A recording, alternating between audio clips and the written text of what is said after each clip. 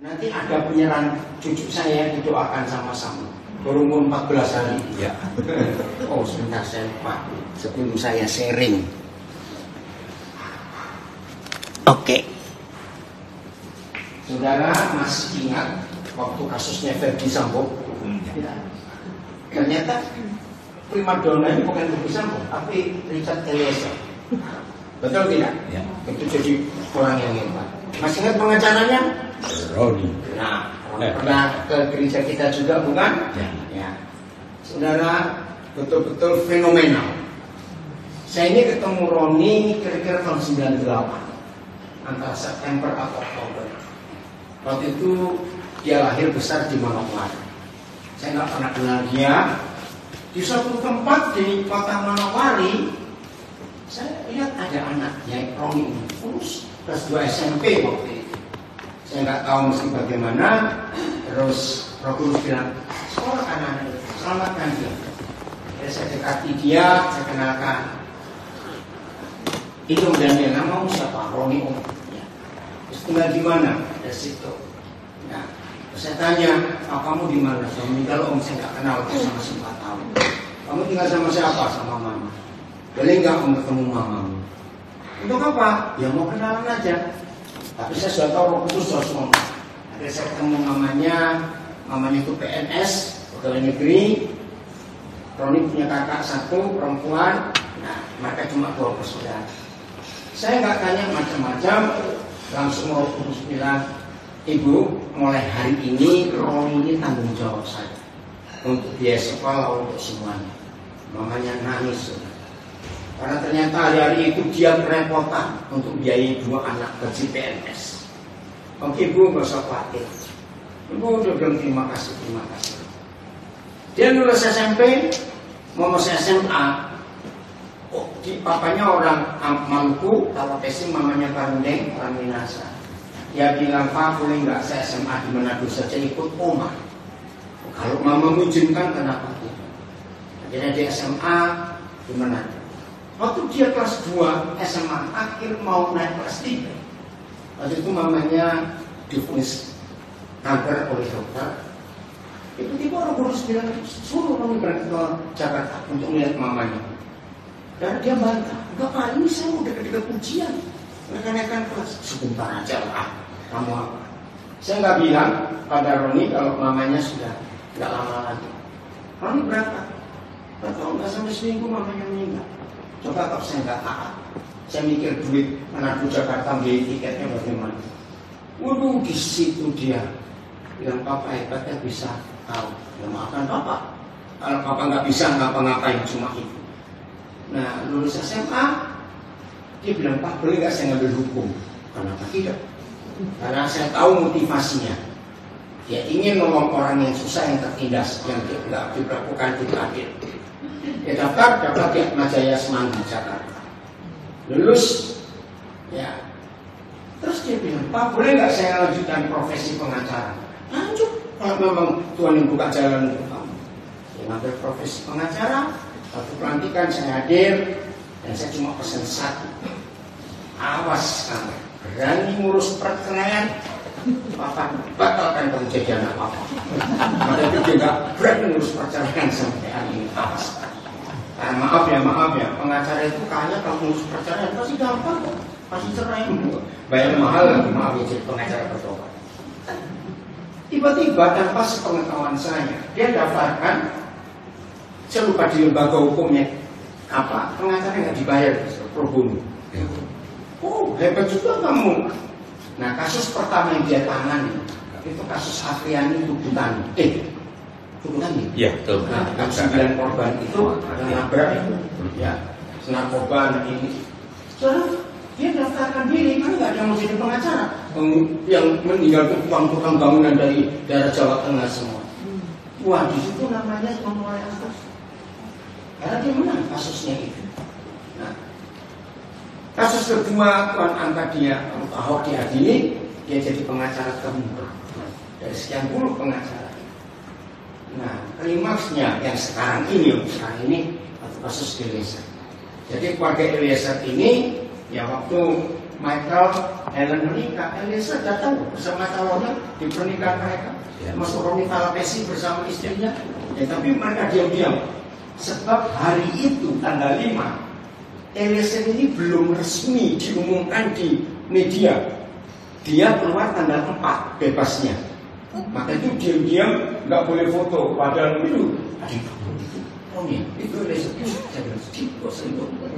Karena nggak boleh difoto dulu. Baru tanggal 7-nya berita keluar Eliezer sudah bebas bersyarat.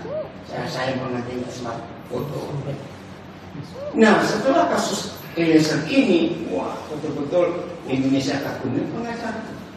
Ya, Thomas Hikmat yang luar biasa. Nah, dari PDIP karena dia dari partai PDIP diminta untuk dia itu masuk DPR RI.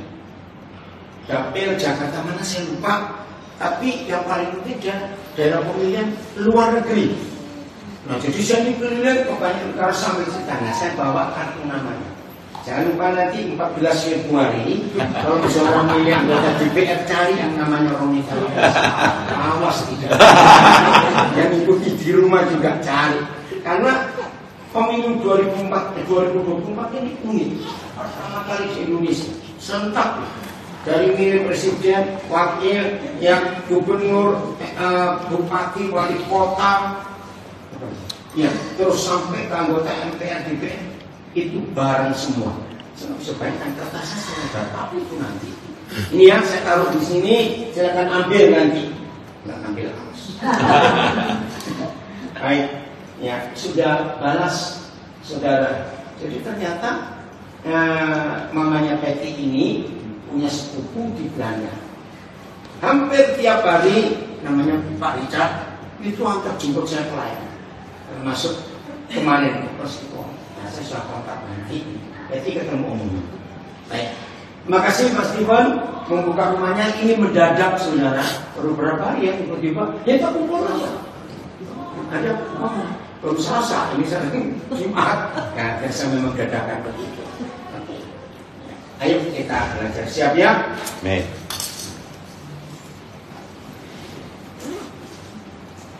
Puji Tuhan, kita dapat kesempatan yang luar biasa untuk boleh bersekutu bersama-sama merenungkan firman Tuhan. Kalau saudara mendengar kata posisi, itu mikir apa? Jabatan, kedudukan, apalagi Kekuasaan. apa? Kekuasaan. Posisi. Betul. Saudara percaya nggak? Iblis itu paling benci kalau kita murid-murid Tuhan Yesus itu mengakui posisi Yesus sebagai Tuhan. Nah, dan tadi saya jawab yang semuanya Facebook, Instagram, coba. Dengar jelas nggak suara saya? Tadi waktu Sus bersaksi, saya bilang kalau ditulis supaya dibaca, kalau kurang kencang saya akan track lagi dibaca. Saya ulangi. Jadi setan itu jelas. Terima kasih. Setan tidak mengganggu waktu kita doa. Ya, setan tidak mengganggu waktu ada orang sekolah teologi. Setan tidak mengganggu waktu murid-murid Yesus melayani. Tidak mengganggu. Setan tidak mengganggu waktu kita memberi persembahan. Yang dia ganggu kalau saudara dan saya mengakui posisi Yesus itu Tuhan segala Tuhan. Maka itu kelompok mayoritas di negara kita paling gak suka. Bahkan mereka mati-matian meyakinkan kita enggak, dia bukan Tuhan. Dia itu cuma nabi. Kalau saya ketemu mereka, saya cuma punya dua jawaban. Ya terserah kalian, atau tunggu nanti pada hari kiamat. Betul, karena di kitab suci mereka kan dikatakan yang akan datang menghakimi dunia bukan yang lain. Nah, saya bilang begitu, tunggu ya. Habis daripada waktu. Mengapa setan paling benci kalau saudara dan saya mengakui Yesus itu Tuhan segala. Ini yang kita harus tahu. Jadi puji Tuhan loh, tadi kalian masih ngikuti, kamu masih hafal loh lagu-lagu tadi. Luar biasa. Padahal secara kesehatan ini penyakit langka. Dokter bilang otaknya tiba-tiba mengecil dan kita tak ada mujizat. Iman mama dan iman kami semua. Amin. Yes. Nah, tempatkan posisi Yesus ini sebagai Tuhan. Kenapa ini penting? Sebab kalau saudara dan saya tetap mengakui untuk selamanya bahwa Yesus itu adalah Tuhan di antara segala Tuhan, maka iblis itu KO dan kalah total. Katakan Amin. karena bukan cuma nama Yesus. Masih ingat kisah Rasul 16, anak-anak Imam Skewa mengusir setan? Ya, mereka berkata begini, aku mengusir kamu dalam nama Yesus yang diberitakan Paulus. Itu kan betul kalimat itu. Masih ingat ya? Ya. Setannya jawab gak? Ya, masuk lupa. Setannya jawab gak? Jawab. Yesus aku kenal. Jangan main. Setan itu kenal Yesus loh saudara. Bahkan saya akan buktikan nanti. Jangan tersinggung. Setan lebih mengenal Yesus daripada kita. Buktinya apa? Jangan tersinggung. Saudara pernah ketemu teolog-teolog yang alirannya liberal? Nggak percaya Yesus Tuhan. Bahkan mereka nggak percaya Alkitab ini firman Tuhan. Ada. Orang cuma percaya Yesus, tapi tidak mempercayai kalau dia itu Tuhan. Aku kenal Yesus. Aku juga kenal Paulus. Dan kamu ini siapa? Masih ingat itu? Ya. Nah, ayat itu yang saya pakai sampai hari ini. Saya harap gak ada yang marah. Ayo cari orang kerasukan setan. Nanti kita ngusir mereka. Setan akan tahu Yesus itu sudah di hidup kita atau cuma di mulut kita.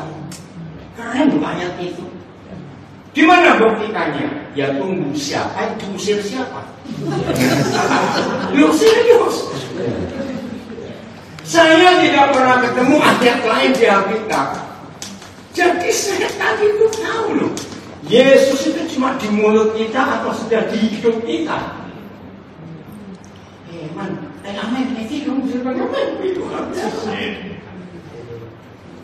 Ini yang saya pegang. Mengapa setan gak suka kita mengakui Yesus itu Tuhan? Karena satu-satunya posisi yang setan tahu waktu Yesus bangkit dari antara orang mati, mereka kalah total sejak hari itu sampai selamat. Amin.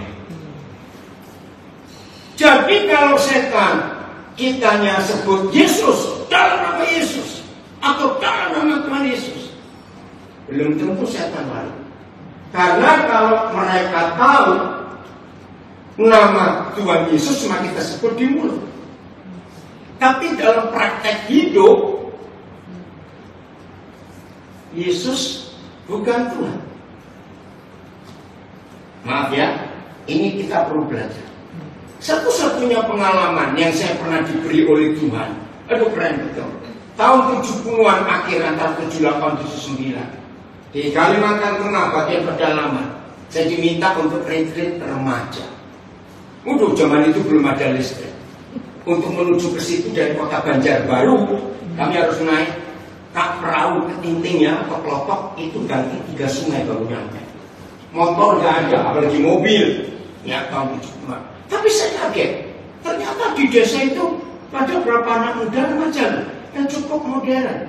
Menurut saya bangga sekali. Nah, tema yang mereka minta saya mengajar, Yesus adalah Tuhan. Nah, karena yang ini anak-anak remaja, jadi Tuhan beri saya hikmat untuk bicara yang sederhana. Udah selesai, terus saya beri kesempatan tanya. Ada yang mau tanya? Apa bagi kalian yang sulit Yesus itu Tuhan? Setelah saya ngajar, kalian tanya. Ada satu anak muda, anak laki. Wih, tata bahasanya itu keren betul bahasa Indonesia. Saya pikir ini gurunya siapa sebelum ketemu. Bagus cara dia ngomong. Saya mau tanya begini. Pokoknya saya dengarnya terharu. Saya pikir nanti setelah saya ibadah, bisa ayat anak ini luar biasa. Oke.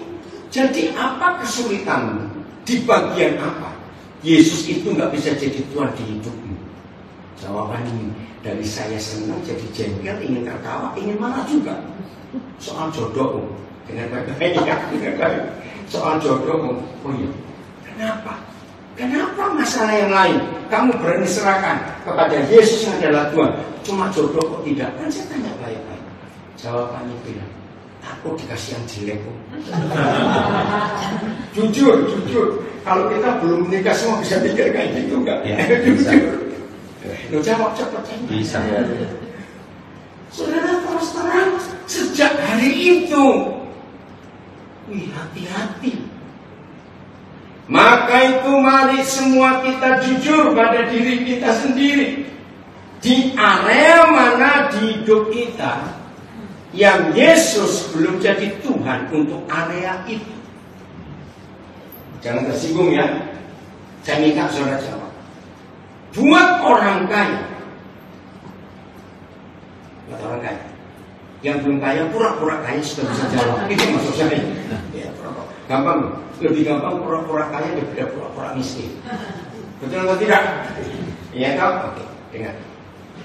Bagi orang kaya, antara uangnya dengan Yesus, mana yang lebih mudah jadi Tuhan? Uang. Puji Tuhan, semua kami jujur Tuhan. Serius. Maka itu kenapa Tuhan Yesus berkata hati-hati dengan uang. Karena satu-satunya pribadi yang disebut sainganku, kata Tuhan Yesus, adalah uang. Matius 6 ayat 24 kita semuanya tahu. Jangan main-main. Tolong yang belum pernah baca-baca. Hanya Matius 6 24. Ayo semuanya buka. Hanya Tuhan Yesus satu-satunya pribadi yang memberitahu manusia di dunia bahwa uang itu bukan benda, tapi pribadi. Karena di Matius 6 ayat 24 Tuhan Yesus menyebut uang itu Tuhan. Saya lebih suka pakai kata Tuhan. Bayangkan. Maka itu dia berkata, tidak bisa kamu melayani, mengabdi, menghamba kepada dua Tuhan. Berarti posisi Yesus dengan uang itu sejajar. Dan Tuhan Yesus pakai kata seorang. Sebab kamu akan 6:24. Sebab kamu akan mengasihi yang seorang dan membenci yang lain seorang. Kalau saya pakai bahasa Inggris, money is not a thing, but a person. Pribadi loh. Kalau Tuhan Yesus saja mengakui uang itu punya nyawa pribadi, harusnya kita sadar.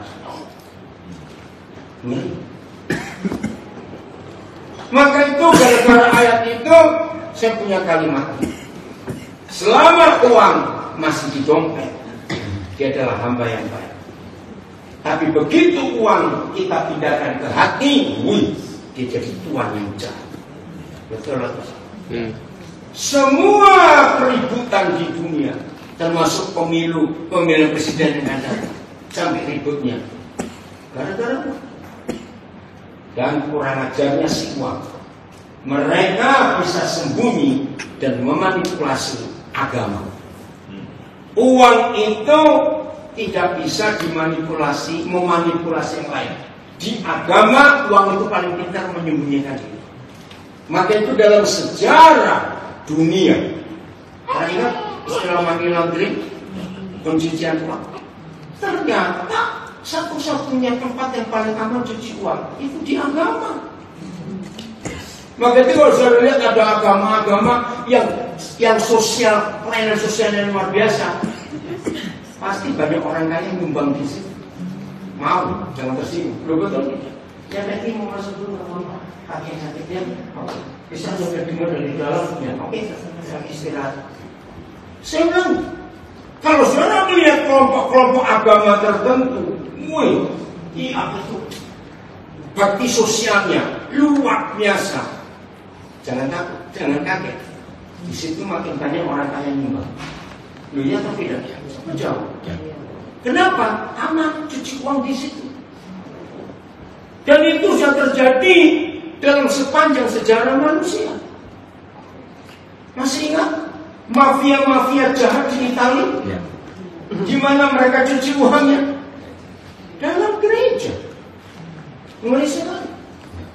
Lihat sebelum kasus apa? BLBI itu, berapa banyak orang kaya nyumbang gereja yang Kristen. Ternyata uangnya bukan uang mereka. Ngeri. Jadi kita harus hati-hati dengan uang. Saya beri contoh lagi ya. Kalau ada yang nggak terima nggak apa-apa, tapi coba dicerna 1-2 hari. Ini contoh. Maaf ya, jangan tersinggung. Ada orang kaya datang ke dokter periksa, dan bersama itu ada orang miskin. 2 orang ini nggak saling kenal. 2 orang datang, dokter memeriksa semuanya. Dengan cepat saya berkata, lalu dokter bilang, wah, harus ada biopsi. Nah, biasanya ngerti biopsi itu yang kaya dan miskin biasanya. Saya tanya kok, biasanya ngerti biopsi itu yang kaya dan miskin.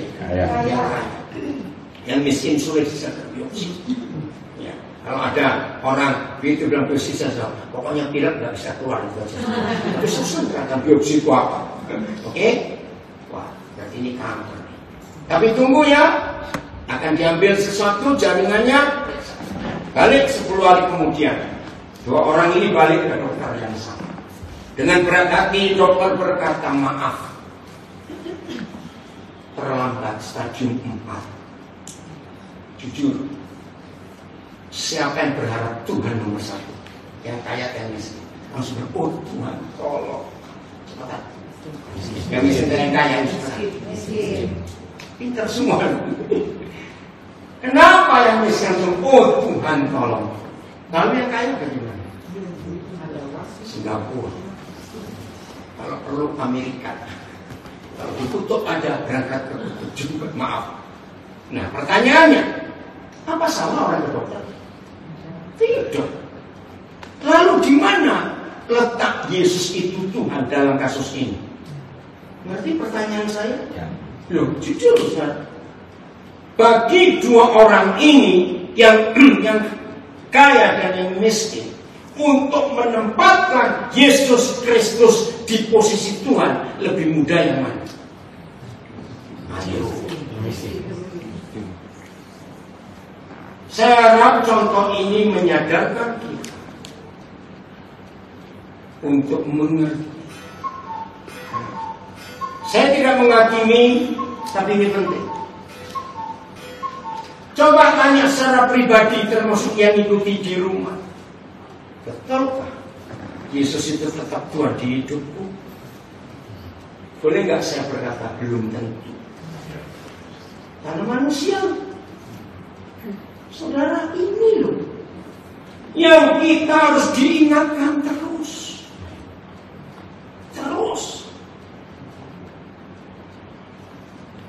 Saya nggak usah bilang kuat. Kenapa saya? Mau apa? Hah? Ya, kalau sekarang beli makan dulu saya. Pengantuk. Tunggu ya opa khotbah dulu ya. Saya dengerin ya. Saya beri contoh yang lain. Sekarang bukan uang, sakit hati. Saudara, saya dahulu dengan kalimat ini. Berbahagialah kita kalau sering disakiti hati. Loh, kenapa? Loh, serius urusannya. Setelah uang yang bisa menggeser posisi Tuhan Yesus, ternyata sakit hati nomor 2 itu. Satu kali saya khotbah di satu desa di Jawa Timur. Saya khotbah tentang doa Bapak kami. Selesai khotbah ada bapak-bapak bilang, saya mau tanya Pak, boleh nggak saya itu menghapus satu ayat di Alkitab? Aneh nggak pertanyaan? Ya pasti nggak boleh Pak. Tapi saya keganjal dengan ayat ini. Saya tanya, ayat yang mana? Itu doa Bapa kami. Ampunilah kesalahan kami seperti kami mengampuni kesalahan yang bersalah. Pak, saya kan bersalah kepada Tuhan Yesus dan saya itu minta ampun. Tapi gara-gara ayat ini saya nggak bisa diampuni, dan saya nggak bisa ngampuni bajingan itu sampai marah. Wah, saya belum pernah ketemu kasus seperti itu, saudara. Saya jelaskan, dan ini buat saya kaget. Maka itu saya bisa berkata, setelah uang, sakit hati bisa menggeser posisi Yesus sebagai Tuhan. Kalau gitu, Pak, biar saya bawa mati dosa ini. Dan setelah dia ngomong begitu, saya tuh nggak bisa ngomong, tapi saya merasa berarti dia sakit hatinya dalam sekali. Sampai dia ngomong, biar saya bawa mati juga. Nah, dari situ saya menemukan orang yang disakiti hati terlalu dalam ternyata bisa menggeser posisi Yesus sebagai Tuhan. Terima kasih Pak Edi, kesaksian tadi luar biasa untuk kita. Betul? Kenapa dunia bisa ribet seperti ini? Karena dendam. Jangan main-main dengan sakit hati. Kalau itu dipelihara, enggak ada yang kok melihara sakit hati. Pelihara moka masih lebih gampang. Nah, tadi yang lewat pelihara ada anjing bagus itu namanya moka. Masih lebih enak pelihara moka daripada pelihara sakit hati. Tapi saya tanya, ada nggak orang kayak begitu? Banyak. Aduh, banyak. Saudara, perhatikan. Yesus turun posisinya ketika uang nomor satu di hidup kita. Posisi Yesus sebagai Tuhan turun ketika saudara tidak mengampuni. Karena itu bicara harga diri. Betul? Pride, gengsi. Bicara rugi, aku rugi gara-gara perbuatan. Nah, yang ketiga keempat cari sendiri, cukup dua ini saja. Ngurus yang dua aja jangan mati. Betul enggak? Jangan sampai yang ketiga, jangan. Ini jam 8 di sini belum jamnya. Saudara, sambil kita tertawa tapi posisi siapa lagi yang bisa menurunkan Yesus sebagai Tuhan di hidup kita? Jangan main-main. Jadi sampai di kalimat ini saudara sadar yang di rumah juga bahwa belum tentu loh kita rajin ibadah, rajin pelayanan, rajin doa pagi, doa puasa, doa malam, hafal ayat Alkitab. Belum tentu Yesus itu Tuhan di hidup kita. Satu-satunya cara untuk ngetes apakah dia tetap Tuhan di hidup kita, itu tadi. Kalau kita sering disakiti dan tidak membalas, ini ada yang ngapain. Betul. Hanya itu ujian. Maka itu kalau menurut setan, hanya setan yang tahu kapasitas kita sampai di angka berapa. Seperti kalau saudara makan ke restoran, mau cari pedas kan ada angka berapa? 5, 4 atau sampai 10. Ya, itu levelnya. Nah, level sakit hati kita itu yang tahu hanya setan. Lo betul. Tuhan nggak pernah tahu karena dia nggak suka kita sakit hati. Artinya gini, setan itu tahu sakit hati kita itu di level berapa. Makin tinggi level sakit hatimu, setan perlu waktu banyak untuk menyakiti saudara. Oh, nggak enak benar. Karena saudara suka pedes. Kalau disakiti 3 orang sekaligus saudara masih terus naik lagi. Maka itu saran saya, lebih baik turunkan levelnya. Aminkan itu. Turunkan level sakit hati kita supaya setan kalau menyakiti cuma kirim yang kerucu-kerucu. Ngerti istilah ini? Yes. Saya nggak tahu. Saudara mau cari kalimat apa silakan. Kali ini yang saya alami ketika saya ketemu dengan banyak orang. Saya bisa bayangkan Hampir tiap hari, kalau saya nggak berkata tiap hari, saya itu mengajar ketemu banyak orang. Makin ketemu banyak orang, saya makin belajar karakter mereka. Seperti itu, yang belum menikah, saya punya resep bagus. Kalau punya pacar, jangan cuma satu. Pacar dulu. Kalau istri satu, suami satu, pacar lebih nggak apa-apa. Untuk ngetes, lo serius. Begini prinsip saya, ya. Makin punya banyak pacar, teman dekat. Karena kata pacar bukan calon, beda loh. Kalau calon harus satu. Ya, setuju nggak saya ngomong ini? Pacar itu yang banyak, teman dekat. Bukan seleksi, siapa dosa. Kamu itu kayak pegawai KPU aja. Seleksi, calon presiden. Salah. Ini berarti jadi belum. Kamu sudah menikah belum? Belum. Terlambat. Gini ya. Makin banyak saudara punya teman dekat. Kalau saudara nggak suka kata pacar, saudara bisa kuliah psikologi gratis. Nanti maksud saya, nah ini bukan seleksi dong. Saya beri contoh begini ya. Saudara punya teman dekat 5 orang. Dan semua itu anak pertama. Dengarkan, maka itu makin banyak ketemu orang, saya itu makin banyak belajar. Ya, teman dekat saudara, semuanya anak pertama.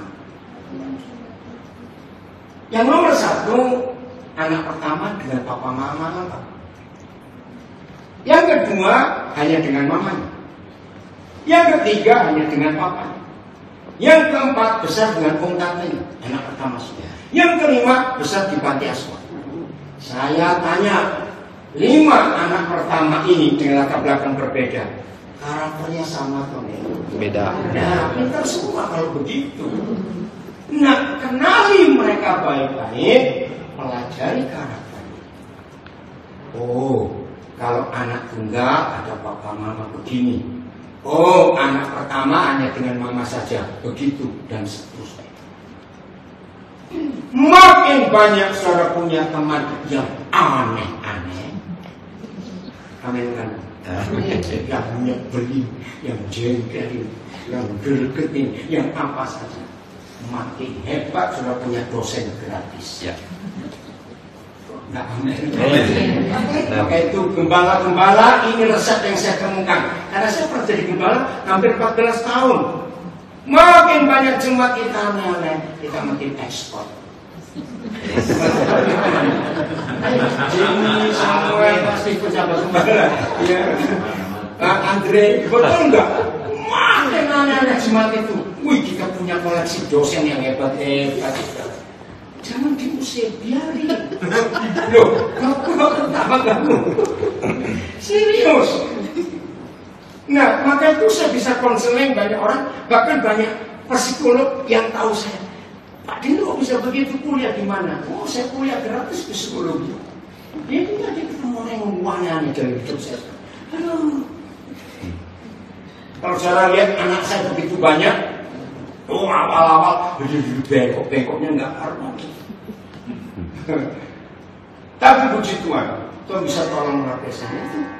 Jadi makin aneh orang yang dekat saya makin berterima kasih pada Tuhan. Amin. Sebenarnya jujur semuanya, jadi bukan seksi loh. Untuk belajar karakter orang itu ternyata, dan kita bisa menolong orang-orang itu. Amin. Kenapa dia? Aneh biasa. Ngerti ya di rumah ya? Kenali. Nah, kalau level sakit hati kita bisa sampai 0, mungkin ya 0,5 lah. Ya, saya nolong saudara, usahakan 0. Usahakan 0. Oh, amin. Serius. Ya. Kalau saudara bisa 0 level sakit hati, saya pakai bahasa Jawa, setan orang doyan, demit orang dunia. Ngerti? Ya. Setan nggak suka, demit itu cucunya setan. Nolak aja nggak bisa. Ya. Karena mereka tahu level sakit hati kita 0. Itu nggak bisa diganggu. Kalau cuma Pak Stephen yang Saya beri resep ya. Ini Roh Kudus beri saya resep yang bagus. Yang tertawa praktek nanti awas. Siapa pernah ngalami luka di salah satu jari tangan? Kecil luka, enggak kerasa. Waktu tadi makan soto meresap jeruk. Nah, baru ketahuan. Perih nggak? Perih. Nah, ini saya tanya. Kenapa Michelle? Nanti kamu kan diserahkan kok. Tunggu Pak khotbah dulu ya. Bukan sih pemanasan. Dengarkan baik-baik. Apakah kita marah pada jeruknya? Jeruk udah ngajar kamu. Kenapa kamu nyakitin aku? Ayo. Enggak. Ngapain? Harusnya kita malah berterima kasih loh. Jeruk, terima kasih kamu beritahu aku. Ada luka. Ya. Loh, kok nggak percaya? Ya. Nah, sebelum saya lanjutkan, pilih salah satu dari 3 kata ini. Disakiti, menyakiti, tersakiti. Yang salah mana yang benar? Kok kepingin ini? Disakiti, menyakiti, apa tadi saya bilang? Tersakiti. Expert semua ini juga. Ya, disakiti, menyakiti, tersakiti. Yang salah mana yang benar mana? Cepetan. Bacakan deh, kalau ada yang nulis apa ya? Menyakiti. Ayo, nah di sini coba. Disakiti, menyakiti, tersakiti. Mana yang salah, mana yang benar? Ayo. Salah semua. Bukan yang benar. Loh, kok bisa? Dengerin baik. Kalau tidak ada luka di jari kita, meres jeruk 1 kilo, enggak masalah. Cuma pegel dan nganggur dot.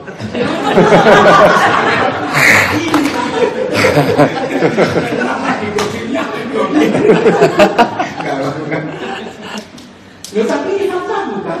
Ya. Nah, jadi kalau saudara masih bisa tersakiti, kalau memang saudara masih sakit. Ya. Kalau kita tidak sakit, yaitu tadi jeruk 1 kilo, nggak sakit, cuma nganggur. Ya. Serius? Iya. Jadi orang yang suka tersinggung, bukan yang nyinggung yang salah. Ya. Nah, Orang yang hatinya luka, nggak ada orang nyinggung, anjing kencing aja dia bisa tersinggung. Lu istilah ada betul tidak? Karena dianya luka. Suami yang sering melukai istri atau dilukai istri salah satu lapisan. Jangan nyalakan yang menyakiti. Ya. Pokoknya mulai hari ini ingat, selama saudara masih bisa tersakiti, karena saudara yang sakit. Ya. Istilah bahasa Inggris, hurt people, hurting others. Orang hatinya luka, itu pasti melukai yang lain. Saudara, kalau di hati kita beres, yakinkan diri saudara, saudara nggak akan punya masalah dengan siapa saja. Amen. Orang yang hatinya luka, lagi berdiri jejer-jejer, ada orang nggak kenal, sebelah saudara hidungnya gatal, tapi karena tangannya bawa beban, terus dia goyang-goyang. Ngapain kamu ngeliatin aku? Ya, tolong. Ini gatal, kamu yang itu. Loh, setuju nggak ilustrasi ini? Ada orang matanya kelilipan diberi, apa yang kamu lihatin aku? Lu ya atau tidak pecah banget. Nah itu lo masalahnya. Tapi ya orang yang lupa itu kurang ajar, diingetin malah marah. Ya. Betul nggak? Ya biarin dulu lah. Nggak ada capek sendiri. Inilah yang diajarkan oleh Tuhan Yesus. Ampuni, ampuni, dan ampuni. Maka sembuh. Siap menurunkan level? Amin. Sampai? Siap. Awas. Kenal pemahaman, awas. Saya beri contoh lah. Kalau saudara berdiri di satu tempat lagi menunggu sesuatu orang apa? Satu orang lewat nggak kenal, anjing, marah nggak? Saya tanya, marah nggak? Salah, bukan anjing kok marah. Nah ini penyakitnya di sini. Anjing asli kita katain, coba mau kan? Anjing lu, apa sih? Dia jawab, ya anjing beneran aja. Gak tersinggung. Gak tersinggung kalau dia anjing. Ya ngapain bukan anjing gak tersinggung goblok. Loh, serius kita ini belajar. Loh betul atau tidak? Jadi yang salah siapa? Yang ngomong atau yang mana? Coba. Ini hidup Kristus. Amin. Ini hidup Kristus. Ini karakternya. Pakai tertawa dulu kan? Serius, saudara. Kalau kita hidup seperti ini, aman hidup ini. Betul? Jadi sampaikan kepada sebanyak-banyaknya saudara yang kita kenal, yang urusannya tersinggung, sakit hati, salah ngomong, suruh bertobat. Nggak akan selesai itu diurusin. Betul? Yang perlu adalah sembuhkan hati kita dulu. Kalau hati ini beres, itu nggak ada masalah. Catat itu. Maka itu ingat, setan paling nggak suka kalau mereka tahu saudara dan saya memposisikan Yesus Tuhan segala sesuatu. Mereka coba ya. Entah dengan cara apa, masing-masing kita yang tahu. Bukan itu. Jangan kita mau digodai lagi. Ini penting sekali dalam hidup ini. Gampang ya kalau gitu? Gampang atau susah? Gampang susah. Gampang. Jadilah seperti Yesus, nggak ada luka. Pokoknya kalau masih ada yang suka tersinggung, gampang tersinggung, suka ini, sebenarnya belum beres. Jadi sekarang saya kembalikan 3 hal tadi. Kalau hati kita beres semua, bisa terlukai, tersakiti. Kalau kita nggak bisa tersakiti, maka kita nggak akan bisa disakiti dan nggak akan bisa menyakiti orang lain. Itulah hidup Kristus yang harus nyata di hidup. Posisikan dia sebagai Tuhan. Jangan tidur malam ini sebelum saudara menemukan di area mana di hidupku yang belum diduduki oleh Tuhan Yesus. Dari mulai pikiran kita, mata, telinga, hidung, mulut, hati, terus sampai ke bawah. Area mana yang belum ditaklukkan oleh Tuhan Yesus? Saya dapat ayat ini berapa puluh tahun lalu. Coba buka Yosua pasal yang ke-12. Yosua pasal yang ke-12. Coba saya cari dulu. Nah, betul. Yosua 12 mulai ayat 1. Oh bukan. Berapa ya? Kamu sudah tua ya, 24. Nah. Iya. 12 ayat 24. Yosua 24. Berapa ya? Bukan. Yos, kamu sudah tua, tapi daerah ini masih belum banyak kau duduki. Saya lupa. Oh iya, Yosua 13 ayat 1. Ayo bacakan. Yosua 13 ayat 1. Setelah Yosua menjadi tua dan lanjut umurnya. Pelan-pelan ya. Setelah Yosua menjadi tua dan lanjut umur, terus berfirmanlah Tuhan kepadanya. Apa firman? Engkau telah tua dan lanjut umur. Ya, terus. Dan dari negeri ini masih ada banyak yang belum diduduki. Nah, saudara masih ingat Kanaan itu kan artinya hidup kita sendiri. Di mana Tuhan Yesus sedang bertata. Nah, Yosua sudah tua, lanjut umur. Ternyata daerah Filistin masih banyak belum diduduki. Firman ini luar biasa. Kalau kita sudah belajar tentang sakit hati, berarti kalau masih ada di antara saudara yang masih bisa tersinggung, berarti wilayah pride, harga diri saudara belum ditaklukkan oleh Tuhan Yesus. Betul tidak? Ya. Maka itu setan masih berkuasa di area yang belum diduduki oleh Tuhan Yesus. contoh kecil ini, tapi dampaknya besar. Khawatir. Kalau kita mendengar kata khawatir itu muncul apa? Ini mungkin bisa jadi hal ketiga yang menyebabkan Yesus tidak bisa jadi Tuhan hidup kita. Ayo, kalau kita mendengar kata khawatir muncul apa? Problem. Betul. Bukan itu yang saya maksud. Masa depan. Masa depan. Oke. Dengar. Percaya nggak? Khawatir bisa mengalahkan Yesus hidup itu. Nah, ini matian. Jangan anggap enteng khawatir. Memang secara logika khawatir itu kecil sekali. Tapi saudara sadar nggak? Kalau roh khawatir masih kita izinkan berkuasa di hidup kita. Ampuni saya Papa, saya harus ngomong ini. Murid Yesus, anak Bapa di surga yang masih bisa khawatir. Maaf, kalau saudara nggak setuju nggak apa-apa. Cuma saya ingin saudara jawab setuju nggak kalimat ini. Beda loh ya, nggak setuju nggak apa-apa. Minta saudara jawab betul atau tidak. Kita yang khawatir itu sebetulnya sedang bicara. Tuhan maaf ya, engkau goblok. Ya. Loh, saya nggak minta saudara setuju. Saya cuma minta jawab ya atau tidak. Ya. Karena engkau bodoh, maka itu aku khawatir. Ih, jahat kan? Ya. Jawab, jangan macam-macam. Kita tidak berzina, tidak membunuh, tapi khawatir. Nilainya sama.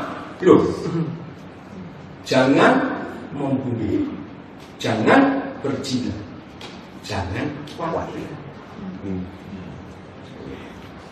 Jangan anggap enteng, sama nilainya. Poin pertama yang bisa menggagalkan Yesus sebagai Tuhan hidup kita adalah uang. Posisi kedua adalah sakit hati. Yang ketiga adalah khawatir. Satu-satunya penyebab mengapa masih ada murid Yesus dan anak Tuhan khawatir, karena belum kenal siapa dia. Jawab ya atau tidak? Kalau kita kenal dia, bukan tahu loh, percaya nggak akan ada khawatir di hidup kita. Sama seperti anak-anak. Anak-anak nggak pernah khawatirkan papa mamanya, nggak pernah khawatir. Saya beri contoh jujur jawab. Bagi saya nggak pernah ngalami ini, tapi kalau saya ceritakan ini pasti ngerti. Satu malam, satu keluarga, papa mama dengan 3 anak, masih di bawah 10 tahun semua. Malam itu papa mama berkata, anak-anak, kita nggak tahu besok mau makan apa. Sampai malam ini papa mama nggak punya uang. Saya tanya, anak-anak nangis, besok nggak bisa makan atau gimana? Boleh.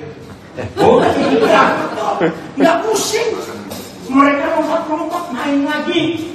Jangan marah, anak kurang ajar. Dia tak tahu diri, kita nggak punya uang. Kenapa masih main? So, papa goblok betul. Kenapa anak-anak nggak khawatir? Padahal sejelas nggak punya uang. Besok ketemu makan apa? Iya, karena papa mamanya jaga pintar. Papa bisa cari duit lagi dan besok lagi. Yakin? Maka itu kalau saudara masih bisa khawatir, maaf saudara belum kenal dia. Jangan anggap enteng. Yosua, kau sudah tua lanjut umurmu. Cek di hidup saudara wilayah mana yang belum jadi wilayah taklukan Tuhan Yesus. Hari ini beres. Sebelum lewat tanggal 1 September ini. Berbagilah semua saudara. Kalau besok bangun, Yesus mengakui, terima kasih nak, engkau mengakui aku sebagai Tuhan. Karena tidak ada wilayah lagi yang belum aku duduki di hidupmu. Ingat loh, kan cuma ada 2 kekuatan. Kalau nggak Tuhan, satunya siapa? Setan. Jadi kalau Yesus bukan Tuhan saudara, lanjut apa? Setan. Ada Tuhan. Setan jadi Tuhan kita. Jangan sekali. Saya beri bukti lagi. Saya percaya nggak ada orang yang nggak pernah khawatir, nggak ada. Saya bilang nggak pernah khawatir. Kalau saudara tanya saya, maaf ya teman, kalau istri saya yang paling biasa, saya tuh sampai hari ini nggak ada rasa takut dan khawatir tentang apapun juga. Karena saya kenal dia itu luar biasa. Betul. Sampai istri saya tuh heran lihat saya, kok bisa ada orang kayak kamu? Saya juga, saya ini masih hidup enggak sih? Masalah seberat apa? Saya cuma bilang, Papa, Tuhan. Bahkan ya sampai hari ini kemuliaan Tuhan. Saya tuh nggak pernah rasa pusing sakit kepala itu saya nggak tahu rasanya sampai hari ini. Tuhan bersyukur.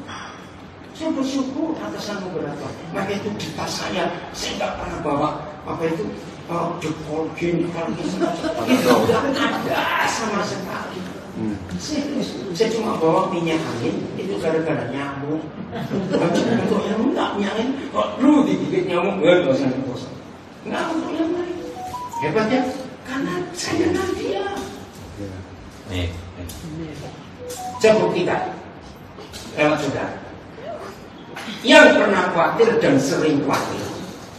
Saya tanya, fakta terjadinya itu kecil atau besar yang saudara pernah khawatirkan?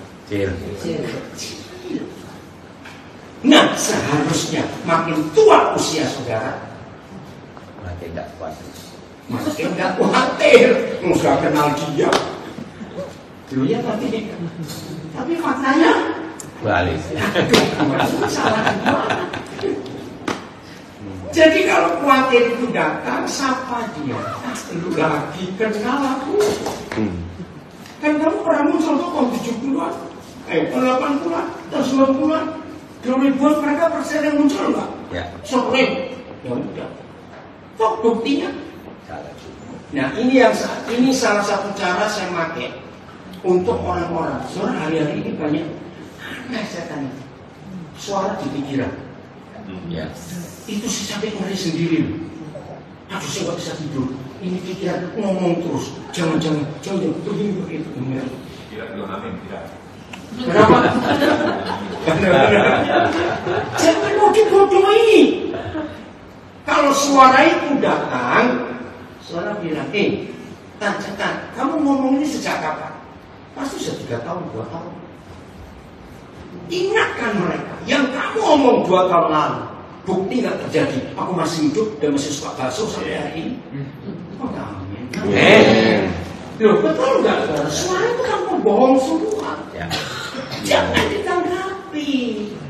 Pembohong kok. Karena Tuhan Yesus kan sudah bilang, setan itu bapaknya pembohong. Ya. Betul? Setan itu imitator, pemalsu hebat. Setan itu penipu. Ingat loh, Yesus Tuhan kita yang kalau sampai Tuhan kita sudah beritahu dia itu pembohong, penipu, seperti pendusta, pemalsu. Ya gobloknya siapa kalau masih mau ditipu? Goblok. Maaf, jangan tersinggung. Loh iya atau tidak? Kalau kita sudah tahu mereka itu siapa, ini ngapain kita mau ditipu? Memang dia penipu, dia kerjanya nipu. Maka itu si penipu kita lawan dengan fakta. Faktanya apa? Dan ternyata tertolong orang-orang yang diganggu. Saudara kalau itu dibiarkan lama-lama jadi schizophrenia. Ya. Bunyi sekali. Dan suara itu bilang mati aja, lompat aja, nabrak ini. Itu jahat suara. Nggak tahu suara. Saya nggak tahu suara. Tapi akhirnya ini cukup banyak orang yang kenapa jadi begini. Nah, ingat pencobaan Tuhan Yesus. Pakai ayat itu untuk menolong mereka yang dibodoh-bodohi oleh setan. Kalau saudara baca baik-baik, Matius 4 ayat 2. Ya, coba. Setelah berpuasa 40 hari 40 malam, akhirnya apa? Laparlah Yesus. 40. Ini psikologi. Orang yang lapar dan haus berhari-hari, tidak ada tempat berteduh. Dalam bahasa Jawa jadi berambiang. Bahasa kerennya halusinasi. Lu betul tidak? Ya. Pernah kepanasan nunggu orang lupa mbak topi bawa payung, terus bingung. Nah, ketika ada orang lapar, haus, setan itu datang. Jadi Matius 4, Tuhan Yesus nggak datang, Pak, setan nggak datang dengan hitam, tanduk, 3, bawa garpu besar, enggak. Yesus kena halusinasi. Kalau kepanasan, lapar, haus, datanglah si penipu. Katanya kamu anak Tuhan. Katanya, memang kau anak Tuhan. Baca batu jadi roti. Kamu kan bisa. Halus ya. Kepada orang yang kenal firman, ini kurang ajar si penipu si bajingan itu. Orang yang kenal firman akan diganggu iblis dengan firman juga. Ya. Tolong perhatikan, dan itu tercatat di Alkitab. Kurang ajar bos. Maka itu lawan suara dengan suara, itu ilmu fisika. Ketika setan datang, Yesus ngomong agar tertulis. Kalau saudara urusan hukum, hitam di atas putih. Ngerti nggak? Ya. Kalau dalam hukum ada hitam di atas putih, nggak bisa diganggu. Jadi Tuhan Yesus mengalahkan setan dengan firman, karena setan datang dengan firman juga.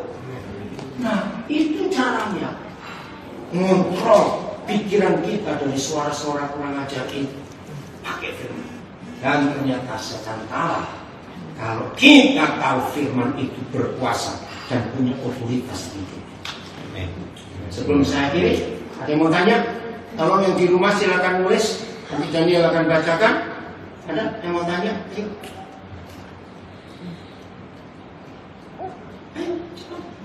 Ya, silakan.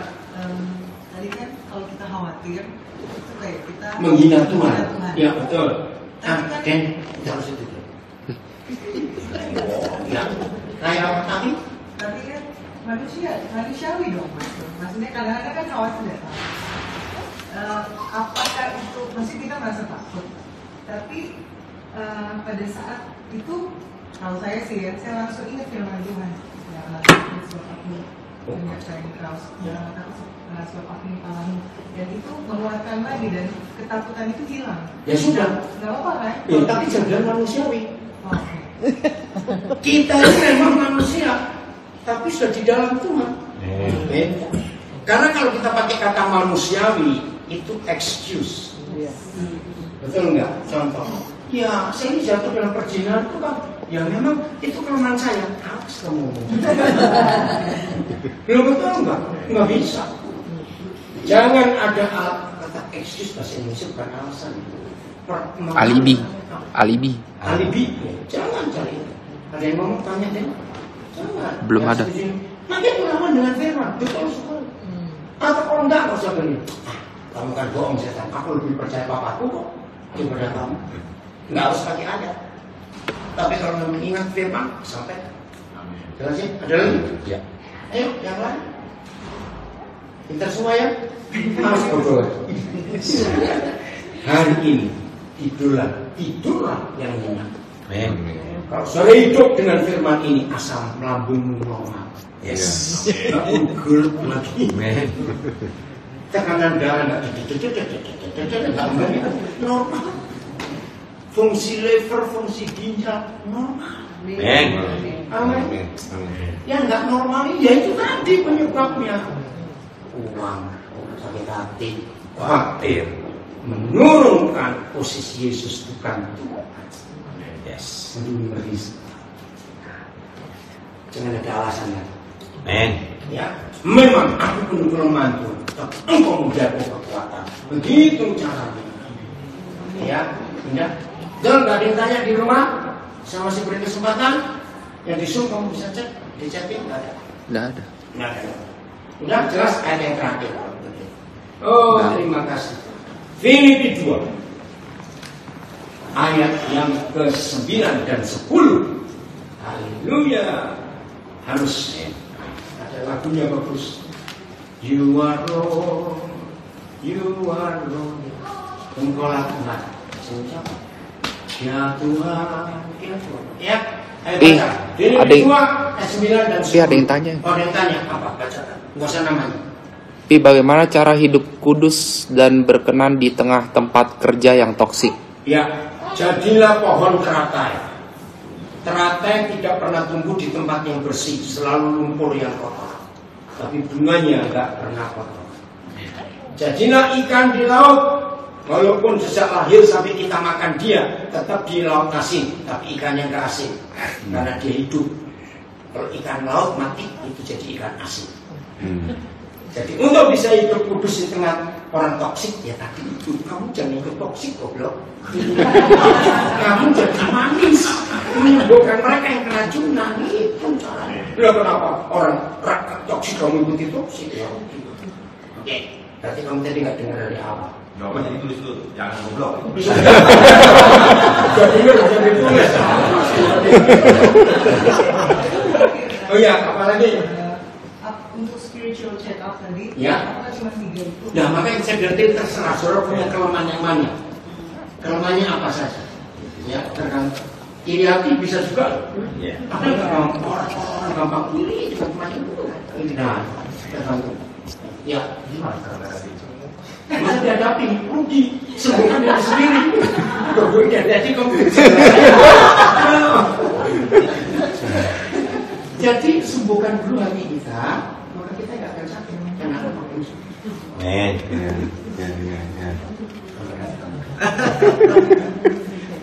Oke, jelas ya? Oke, baca. Filipi 2, 9, 10. Yang kencang. 1, 2, 3. Itulah sebabnya. Enggak selengkap. 1, 2, 3. Itulah sebabnya Allah sangat meninggikan dia dan mengaruniakan kepadanya nama di atas segala nama, supaya dalam nama Yesus bertekuk lutut segala yang ada di langit dan yang ada di atas bumi dan yang ada di bawah bumi,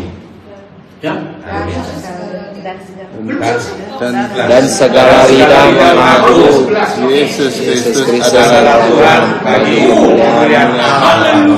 Amin. Dan segala lidah mengaku Yesus Kristus adalah Tuhan bagi kemuliaan Bapa. Amin. Begitu Tuhan Yesus direndahkan sampai 7 tingkat ke bawah.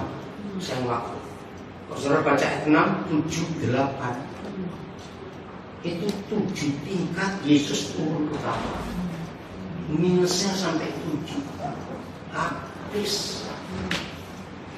Dari ayat ini saya belajar, ternyata setan gak bisa jongkok. Ya. Apa urusannya? Kepada orang yang rendah hati. Kalau setan nggak bisa jongkok, jadi nggak bisa ngambil yang di bawah itu nggak bisa. Maka itu kalau kita tidak sampai level 0 tadi, ya kalau ini kita ikuti level saudara dan saya harus minus 7. Setan nggak bisa ngambil. Kalau kita pun masih di permukaan tanah rendah hatinya, setan nggak bisa jongkok, untuk ngambil itu nggak bisa. Osteoporosis. Kenapa? Osteoporosis. Mungkin osteoporosis. Dapatnya ayat ini saya dapat itu. Begitu Yesus Kristus hancur. 7 tingkat saudara baca di rumah ayat 6, 7, 8. Minus 7. Akhirnya Bapa di surga mengangkat dia, meninggikan dia dari segala apapun. Dan semua lidah harus mengaku Yesus Kristus itu Tuhan. Ini kemuliaan sama. Oh, terima kasih. Pastor Stephen Purwanto, silakan maju.